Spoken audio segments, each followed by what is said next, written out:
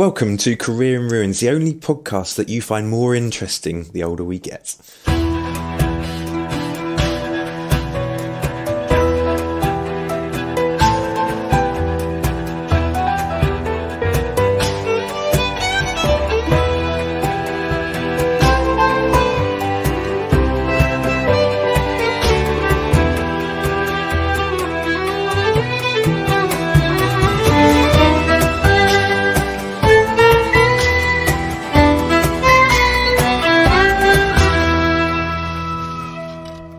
Hello, mate. Nice. Hello, mate. How you doing? Yeah, I'm really well. We're back. Is this season 4? God knows. It might be. I think we've had a lot of breaks, haven't we? Does one episode count as a season? I think it must do. Although, was I on it? I'm not sure. Well, you sent me a recording, Yeah. but Neil Redfern was an adequate replacement. Yeah, fair enough. And TV's Matt Williams as well. Significant upgrade. That was a good episode. I enjoyed listening to that one. I must admit, I'm feeling a bit rusty now. I've had 3 weeks off for Christmas. It's been at least 6 months since we podcasted. I've almost forgotten how to speak out loud. Yeah, what is this talking malarkey? It's nice to be back though, and it's been as you say, it's been 6 months since we last did our last season, and I mean it's been a crazy busy month. I mean we've had our own work to do, obviously, but also we've had a couple of pretty exciting weekends out doing archaeology with Time Team, which was amazing. Yeah, it's been, I'd say probably since I did a master's, 10 years ago or so. I think that 6 months of 2021 was the most intense 6 months of my life. Squeezing a year's worth of field work in, getting back to work, getting back in the lecture theatre, seeing students again, having to commute again. I'd forgotten what that was like. And on top of all that, getting to do a couple of Time Team weekends. It was great fun. It was so much fun. And as you say, work-wise, things have obviously opened up for everyone and we've been able to cram all our work in that we wanted to. But 2 long weekends, one in Cornwall, one in Oxfordshire, looking at Iron Age sites and Romano-British villas. Steady there with the spoilers, sure. I don't think I've said anything too wrong, but people, I guess, can log on to the Time Team official YouTube channel to find out more. I was going to say, if people are feeling particularly interested, there are some questionable videos that you and I put together, behind the scenes dig watch videos you can go and see, which was a joy to make. Maybe not a joy to watch, but I'm not sure. No. 2 idiots just saying a lot. The other thing we did was that it was quite fun. We went to Greece in November. Yeah, we had a fantastic time. It was a different season. It was rainy. It was cold. It's the most layers I've ever worn on a field season in Greece. But we did some excellent resistivity, which, despite 2 weeks of abject failure, by the end was working quite well. Yeah, who'd have thought a substantial amount of rain and resistivity wouldn't quite work together? I know. The best laid plans and all that. But just a quick thought, actually. Karditsa at the moment, the nearest city to where we work, is currently experiencing some pretty gnarly weather and pretty scary conditions as we speak tonight, actually. So just my thoughts are with colleagues and friends in Thessaly and Karditsa are on the plains, because I know a lot of the colleagues we work with, particularly our machine driver, will be out clearing ditches, clearing drainage, trying to keep the towns dry tonight. So good luck to everyone, and we're thinking about you. Absolutely. With that in mind, I guess we did have a nice time in Greece, and we managed to miss the current nasty weather.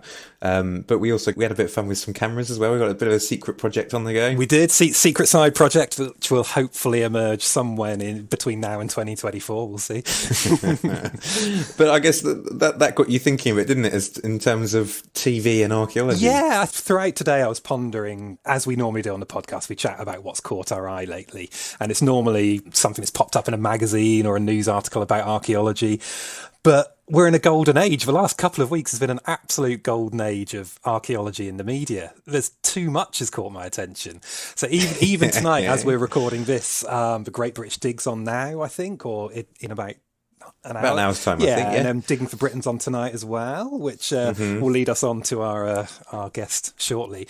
I've been absolutely loving archaeological TV this last week. It's been a real treat. I must confess, over Christmas, I just switched off from work, switched off from archaeology. I just cut it off entirely. I thought, I'm going to just vegetate on a sofa for 3 weeks with the kids. But getting inspired again, and it's been the combination of those 2 shows, I think, have got me inspired again.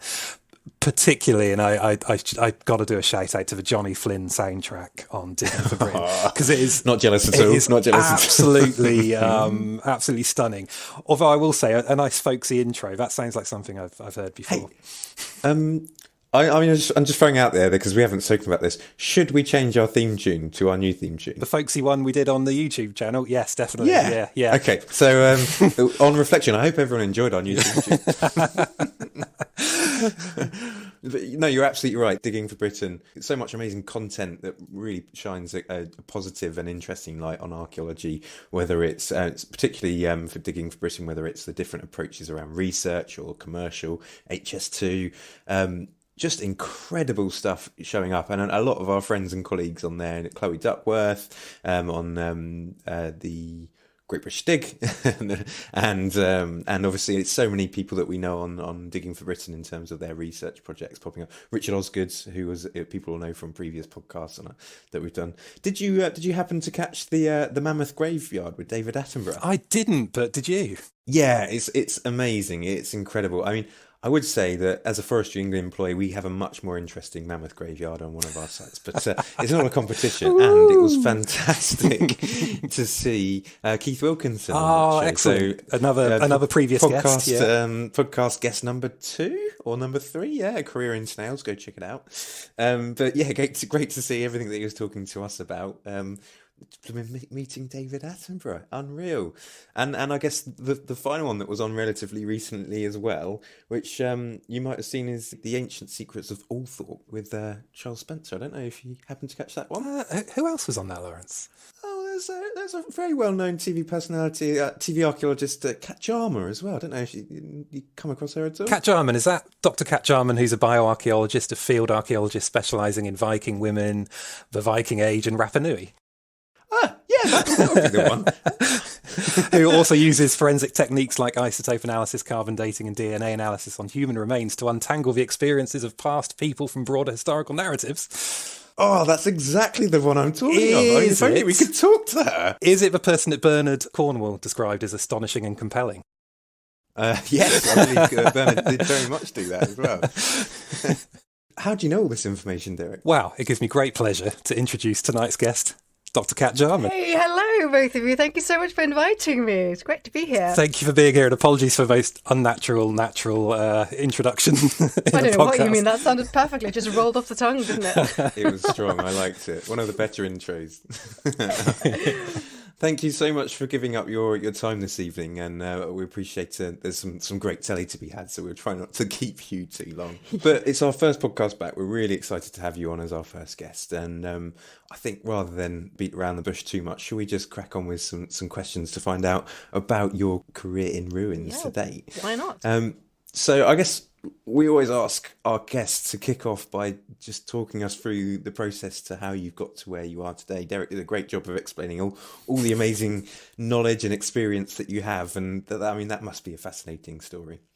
Yeah, it is. It's not a very simple and straightforward story. It's gone very zigzaggy. And I recently discovered the term portfolio career, which I really like because it's a better way than just running off in different directions. So it sounds much more like it was meant that way. But it sort of feels like where I am now, that it was sort of all sort of coming together to that particular direction. But yeah, no, it was all a bit sort of zigzaggy, really. I actually didn't even start out studying archaeology. I didn't know I wanted to be an archaeologist. I didn't know you could be an archaeologist, actually, when I chose university degrees. I grew up in Norway, in Oslo, and there was no archaeology on TV. There was no really understanding that you could do it as a job. I loved it as a child, but I didn't think of it as a career. So I very sensibly started studying architecture. Very quickly realised I hated it, and I realised I had to go. And but I watched a programme. So this was in England. I'd moved over to study, and I watched something on TV. I think it may well have been Time Team, actually. I can't remember now. But it was a documentary, and I thought, this is it. This is what I want to do. And he just realized that this could be a career, and you could work as an archaeologist, you could do these amazing things.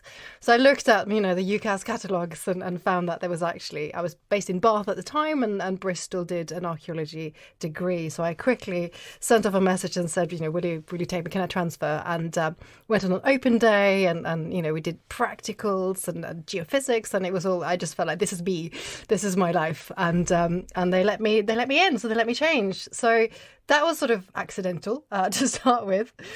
And then when I graduated, I couldn't actually. This was a little while back now, and there weren't really many jobs at the time. It was a really bad time to be a sort of practical archaeologist. So I ended up working in libraries and then in museums, and went off to have kids, and eventually realised, I have got to go back to archaeology. Did a master's degree back in Oslo, and sort of the Vikings, which has become my specialism now, was something also I wasn't really that interested in.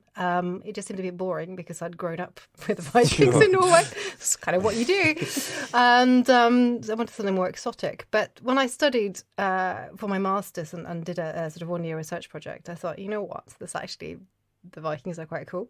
But also because there was a lot to new stuff coming out, new things to find out, and especially in bioarchaeology. So I ended up also accidentally for my master's thesis working on human remains, doing isotope analysis.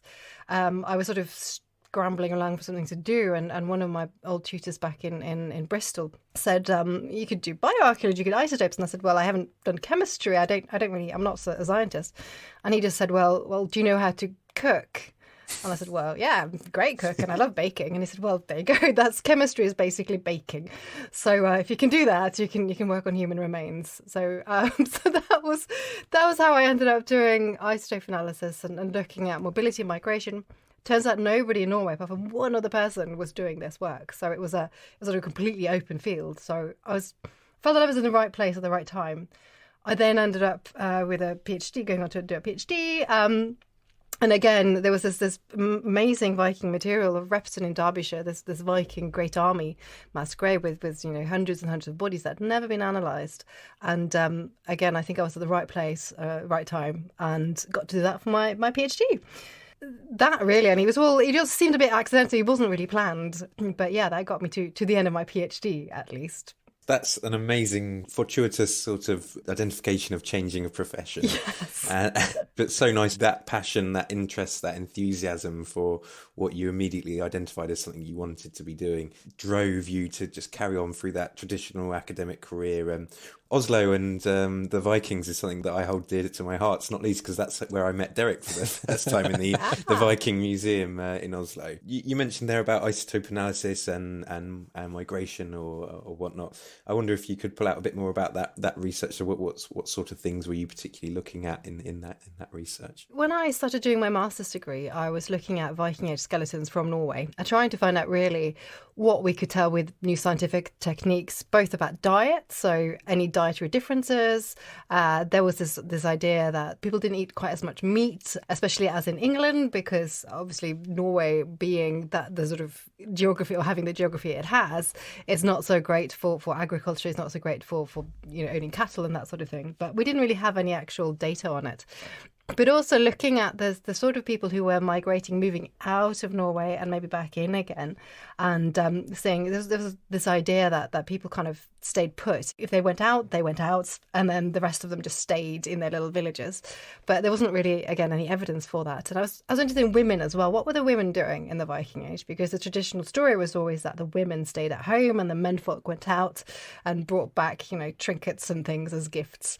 But actually, there's all these graves that contain foreign grave goods in female graves, and the question was, could they actually have taken them with them themselves? So that was one of the things I wanted to look at, and surprise, surprise, turned out the women were actually moving around an awful lot as well. So this whole story didn't work. So that was a really great discovery, and that was very exciting because I felt like, even at master's level, I could discover something really new that people hadn't done before, just because methods weren't available. And then with my PhD research at Repton, we had this mass grave that was assumed to be the Great Army. There were some issues with the radiocarbon dates, so it was meant to date to 873. The radiocarbon dates of these almost 300 bodies in a mass grave were actually far too early. So one of the things I did with my research there was to look at the marine reservoir corrections, so looking at whether consuming marine foods could actually have affected the radiocarbon dates, making them seem too early. And again, surprise, surprise, that's exactly what happened. So again, this is something that sat around for 20, 30 years and nobody had quite resolved it because the methods just hadn't been applied. So it was such a wonderful thing to be able to do that and go, yes, look, here we go. So the whole mass grave then dated to the right time and we could prove it. And actually, that was also quite an interesting turning point because I published a paper on that. It's quite straightforward. I didn't actually do anything that clever. It was more that I just didn't. But it was picked up by the news all over the world. And all of a sudden, I had Nat Geo calling me. I had CNN on the phone. And it was just, it went everywhere because it was, even though it's an old find, the site was dug up in the 80s, so it wasn't even new. But some reason it's that sort of science angle, I think. So that actually led to a lot of media work which was something I really wanted to do as well. So at one point, I think I had 7 different production companies contacting me saying, can we make a documentary about your research? Which was terrified. I was offered an option, which is when they sort of try and give you money so that they can make a program on your thesis, which was bizarre. This seems relatively unheard of, I'd suggest. Yeah, right? Yeah, I That's haven't amazing. come across anybody else who's had their thesis option. So that was all a bit mad, but I did really want to go into media, TV especially. So I thought this is a great opportunity, and I had lots of documentaries based on that site. In the end, it led to a sort of full-length Channel 4 documentary based on my PhD research. Which is so much fun because I got to be part of developing the whole thing as well, and sort of actually making the story for the program as well as being in it. So another one of those lucky right time, right place, I think. Yeah. We've often said on the podcast that there's no such thing as luck, and you make your own luck. And I'd argue that's definitely the case here because it sounds like an amazing project which was worthy of wider media attention. And as you say, the links between science and the past, it always seems to be a big draw for the media, and it's lovely to see it being picked up with such enthusiasm. And I must admit, as you were talking there, I was scribbling down notes throughout, and the first thing I wrote down was portfolio career, and that's a term I'm going to borrow because it's fantastic. And looking through your career portfolio, when I was doing my painstaking research, i.e. reading through your profile just now, something leapt out at me, and it pains me to do this because I'm not a fan of giving Lawrence an opportunity to talk about this particular subject. But I know you've been to Rapa Nui. How does that fit with the Viking work and the bioarch work? Yeah, so I have to confess that I actually haven't been there. Technically, okay. Which is massively high up on my bucket list. But this came about because I got an opportunity to do another research project. So I did a lot of training in isotope because I wasn't a chemist. And yes, you can just learn it by cooking. But actually, if you're going to study it in depth, you need to learn a bit more. So I did a lot of courses in the US, actually, at the University of Utah. I went to ISO camp, which is just as nerdy as you can imagine. Sounds amazing. Great. It was 2 weeks of hard isotope science, but they had this brilliant scheme where they, which was funded by the NSF, so the National Science Foundation in the US, to go to one of the instructors' labs with another project that isn't your PhD but something else, which is great, and you could do an in-depth research project. So I looked around and I thought, you know what, one of the places I loved as a child was Rapa Nui, Easter Island, especially the work of Tor Heyerdahl, who's a bit of a controversial character, really, but he did carry out archaeological excavations on Rapa Nui back in, I think, the 50s or something. We had a museum in Oslo called the Kon-Tiki Museum, which is about his experimental raft that he sort of sailed across the Pacific in. I used to go there as a child and look at all this sort of archaeological material from Rapa Nui and thinking, oh my goodness. And so I thought, you know what, maybe I could try and do some isotope research there. And I contacted them and they said, yeah, go for it. So they had all this material that nobody had studied. I got the research grant from the NSF. I actually carried out the research in Honolulu at the University of Hawaii, of all places. Obviously, Why why wouldn't wouldn't you, it? right? Yeah, exactly. Sounds awful. It was dreadful. You know what? Actually, it was a lot of it was dreadful. It was an air-conditioned lamp, no windows for more than 12 hours a day, and I was literally sitting Not on the buying floor it. crying. But then the weekends were much better. But anyway, it was because there was some specialists in Pacific fish, isotopes on Pacific fish, and that was exactly what I was studying. So there was a reason. It wasn't just me going on and jolly. But yeah, so that's how that came in, and we ended up getting quite a lot of research out of that. We also collaborated with the DNA lab and looked at, did the rapid new population actually come from Polynesia or South America? So it got quite a lot of legs actually, which was great. That's amazing. And there's so many things I'd love to talk to you about right now, but I'm very aware that we have a limited amount of time. We've got 20 minutes left. It's not the Rapanui podcast with Lawrence and Kat. We'll do that another time. Yeah, definitely. There's a couple of things out of that and out of the previous discussion in that Derek mentioned you make your own luck, and that's a perfect example of you identifying an opportunity and going out and making it work for you, which is amazing. Now, a lot of people come out of their PhDs, I think it's fair to say, and go, now what? I'm an expert in this, but now what? And this doesn't sound like that's been necessarily an issue for you. And I wonder, so you had this fantastic television show opportunity with Channel 4, and your thesis was deservedly recognised in re-examining a previous site, yes, but in a new way that gives us a fantastic new insight. Did you strategise what you were going to do out of your PhD, or is it, as you sort of alluded to at the start, have you subsequently been going out and making it for yourself? Yeah, I think I have really. I mean, I had a bit of an existential crisis towards the end of my PhD when I was thinking, what am I going to do? And my sort of planned route was to go down the academic road and go into proper academia, go and do postdocs, get funding, this, that, and the other. But there were so many things that worked against that. I mean, I have a family, I've got young children, and my husband's got an established job, so we can't move. And that's one of the big things as an academic. You have to kind of go where the jobs are because there are so few of them. But that just wasn't an option, and I realised that quite quickly. So then what you're left with is applying for some really very extremely competitive research grants and things, also did postdocs, British Academy, that sort of thing. And I did go for one of those, but it was so much hard work, and I was up against my best friends who were doing the same sort of thing, and it became so competitive, so horrible, and it was all about publishing and I thought, what, I actually don't know if I want to do that. I want to explore something else. And I wasn't really wedded to the idea of having an academic career. I love my research and I love doing this, but actually I was really enjoying the media work. I was really enjoying trying to do more outreach as well. Things that actually reach people rather than just sit and get more and more narrow and focused. But, how could I do bigger things, just get to more people? So I started looking around a bit and actually decided that I wanted to try and write a book, a non-fiction book for the general public, and wanted to try and do more TV. So I actually gave myself a year in my mind. I said, okay, I'm going to try this for a year. I'm going to try different opportunities, do some bits of freelance writing and other research. Obviously, I was very lucky that I've got a husband with a full-time job, so that, and I could help look after the kids and we could actually do that. But and I recognise that that's a big part of it.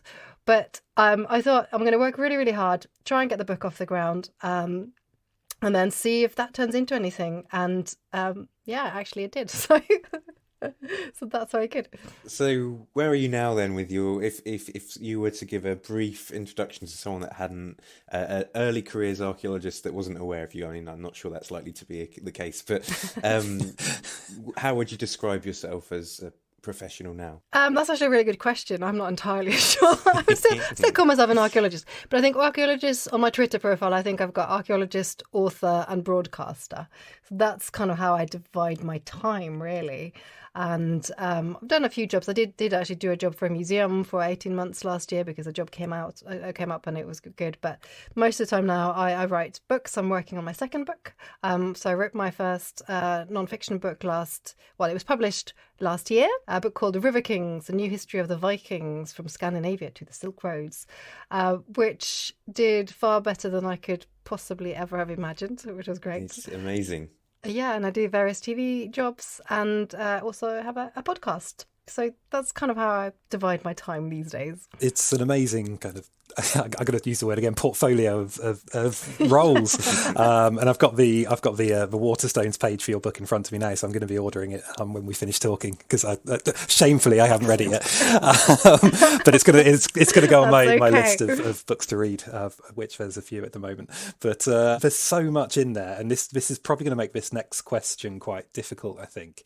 But is there, if you had to pick one thing of your career or one of your projects, or even just something you've been involved in that you're particularly proud of, and you'd say, this is my mark, this is my thing, what would you pick? I think that's going to have to be my book, River Kings, actually, because I have wanted to write books since I was a little child. I was making tiny little DIY books when I was about 5, 6. The whole life, that's been one of the things that I always wanted to do. I didn't know what about, but and then as I was coming out of my PhD, I thought they'll do so many interesting things. I've been so lucky to have such exciting projects, and I want to bring that to people. So I worked really hard, and getting a sort of that type of book that gets sold in the bookshops and that just gets on the bestseller list. There's a lot of hard work in that. It doesn't just happen. Actually, you don't even just have to write a good book and then it'll naturally happen. You have to do a lot of marketing. You have to push for it really, really hard, and there were a lot of steps in that, and it took a lot of effort sort of personally, not just the actual physical writing, but even just to get the contracts. You first have to get an agent, and going out there and getting a literary agent, you basically have to say, I'm absolutely brilliant and here's what I can do, and you've got to convince someone that you can do this incredibly difficult thing, and you have to convince them to sort of back you, and then they have to then go and convince the publishers. And I had some interviews with editors, and they were absolutely terrifying because they say, well, why are you the person to sort of do this thing? And you've got to sit there and convince them that you can do it. So there was a lot of different angles in that. And then there's the actual hard work of writing an 80,000 word book, especially something that is slightly, because the format of my book is slightly different. It's not, it's not an academic book, but I've tried to write something very engaging that introduces lots of archaeology and lots of history.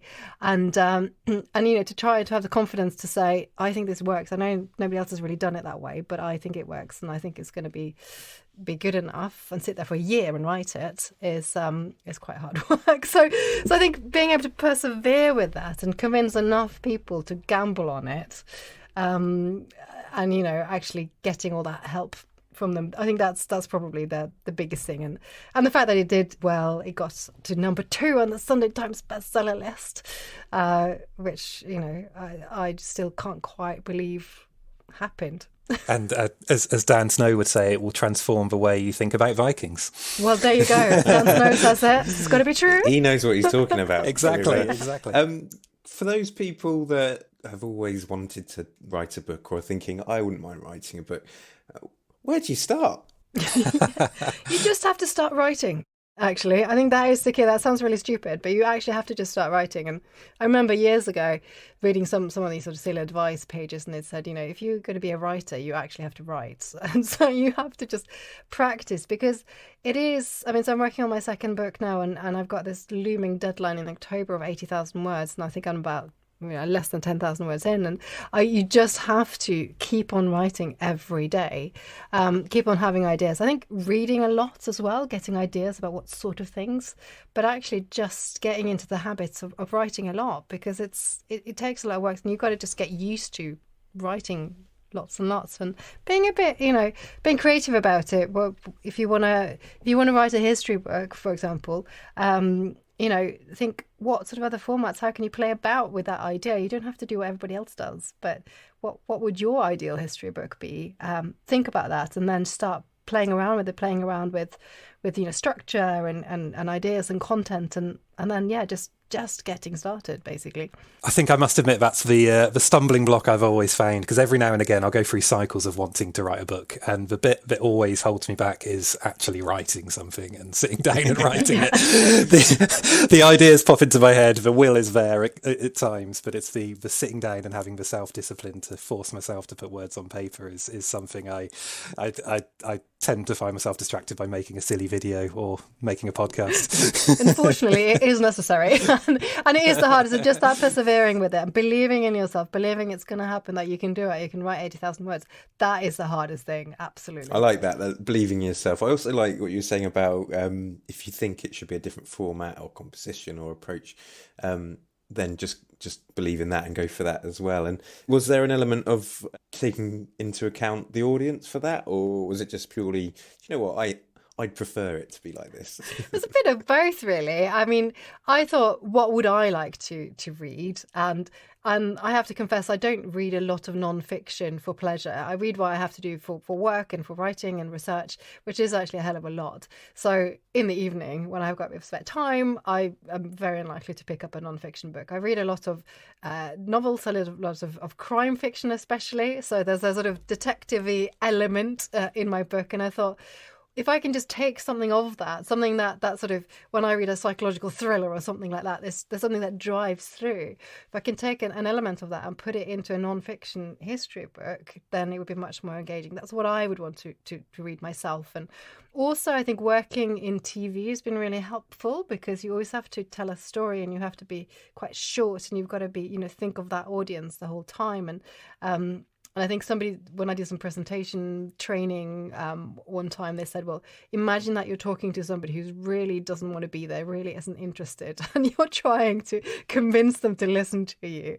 I kept that in mind as well quite a lot. I've got to constantly convince the reader that they want to finish this book. And that was quite good. That was quite fun. That's neat. So before we go on to the next question then, do you want to give us a very brief synopsis of what people can expect from this thing you're most proud of, and rightly so? River Kings started doing my PhD research, really. It started in Repton, in this Great Army Viking site, which I knew I wanted to write about. But it starts with something very small. It starts with a bead, a carnelian bead, that was found in this mass grave in the 1980s. And it was sort of put aside. Everybody forgot about it. It wasn't written about. It came into my temporary possession in 2017, just when I'd finished my thesis. I got all these boxes. I was going to help catalogue some of the uncatalogued material.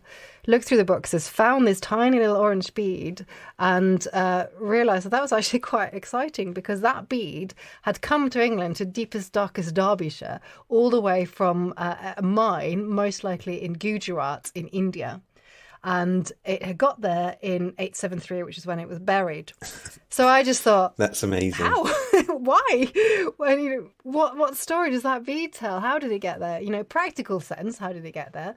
But also, what sort of trade networks, what were the events behind it? Who did it belong to?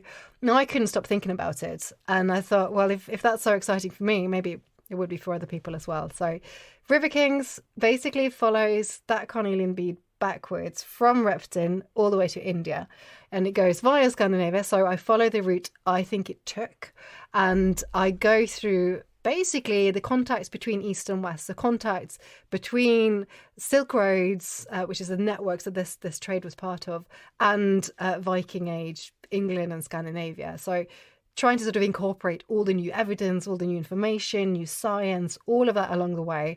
And trying to explain how it might have got from Gujarat to Derbyshire. Oh, incredible. Now I've got to read it. Brilliant. Yes, please do. Yeah, that was very well sold. It does sound awesome. And I love that it started with just a single artifact, takes you on that whole journey. And I love that was the starting point. That sounds incredible. So we've dealt with what you're most proud of, and then moving through biblical terms, we move to envy. And looking around at what other people have done, other projects, projects past, present, future, anything else really in the world of archaeology. Is there anything you are particularly envious of, or you'd like to have been involved in that's caught your eye? Yeah, an awful lot, actually. I sometimes find it difficult to watch all these archaeology programs and all these other sites, because I think, I wish I had done that and that was my site and all of that. So I do get that. I get sort of dig envy a lot. But I think the one that stuck with me really for a long time, and staying with the Viking theme, is one of the historic excavations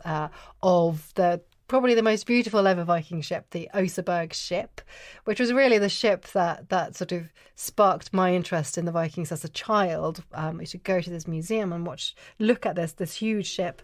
It was a ship that was excavated between 1904 and 1905, and it was found in a burial mound in Norway.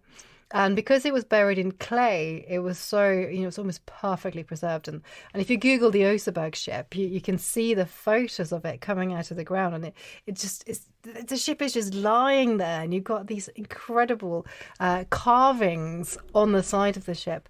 And it was even tied down. So this was a grave. It had incredibly elaborate textiles and grave goods of all sorts of different kinds. They had food, they had animals, offerings, and 2 women buried in it. But it even had a rope that was tied to a big rock so that it wouldn't sail away. And that's how it was found. And this ship dated to the 9th century. It was buried around 8, I can't remember off the top of my head now, 834 or something like that. And then in 1904, somebody comes and digs it out, and that rope that ties it, that moors it, is still there. So that's my sort of major envy. It was excavated by a Swedish archaeologist called Gabriel Gustafsson. He actually did a really good job for being early 20th century. It was all recorded very well. There's beautiful drawings. But yeah, I just think to have been there, been part of that, would have been just incredible. That is incredible. And it's also incredible that both Lawrence and I have seen that ship. Quite exciting. The ship to see. That museum is incredible. It's a peculiar giant, it's a strange setting because it's a giant cross almost that you're in with these 4 massive ships, is it? Yeah, there's three big ships and some smaller ones as well. But it's being converted now. So I was actually, a job I did last year was working with the museum because it's being extended massively. So in 2026, it's going to reopen and it's going to be hugely extended, brand new exhibitions. It's going to be brilliant. You have to go back. Yes. I have to go back. Fantastic. I imagine being there for that excavation, as you say, just seeing these things come out in such good order. But the museum does a good job of recreating that in terms of allowing us to see it. So great choice. So that leads us on nicely then into our final question of the podcast. Derek and I, we've got a working time machine and we've taken it away for this 6-month break and given it a bit of a clean and a buff and made sure it's gone through its time machine MOT, and it's back and ready to go. And as ever, our lovely guests get a free return trip in our time machine, and all we need to know is where you'd like to take it and what you hope to see. Oh, okay. I can't. It's difficult to choose one, isn't it? Not really fair to have that. But you know what? I'm going to be very boring, and I'm going to stay with exactly the same thing because I would like to be there. Obviously, I could stop. If you can have a stop, I don't know if you're allowed to break your journey. I could break. If you're going to the same place, we'll let you same place. Yeah. So maybe break my journey, change trains in 1904 at that Oseberg ship. But I would have liked to be there when it was buried. I would have liked to have seen that funeral and just see the people who were there, people who were watching it, see how they reacted to it, see all that. So we obviously in an archaeological grave like that, you just see the final thing, the final sort of tableau of things that have been put together. But actually, I think for someone like that, the funeral procession would have been such a huge part of it. And I just love to have seen some of the people involved, find out who they were and what their lives were, and just those bits that even my fancy scientific techniques are never going to get to. We're never going to get their personalities. We're not going to hear the music they played or the songs they sang. All of those bits that are such a big part of that particular funeral, or anyone like that. I think that's kind of it. And this is also really me remembering back to being about 9 or 10 or something like that, going to that museum for the first time and realising that you have these physical objects that kind of connect you to the past. Because I could touch that ship. Obviously I was a really good girl, so I didn't do that because somebody would shout at me, but you could touch the ship, you could touch the object, and that would essentially directly link you to another little girl in 834 who also touched the ship as it was being buried. So going back there via 1904, that would be my choice. This might be a terrible question, but Does the archaeological record give us an idea of sites like this, not necessarily this particular one, but of what was taking place around them at the time that they're being closed? Do we get to see evidence of fires or feasting or activities? In some of them we do, and certainly some of these Viking sites, there are evidence of feasts, so that they would have been funerary feasts. But most of the time there's so much we don't know. Oseberg, interestingly, appears to have been open for a while.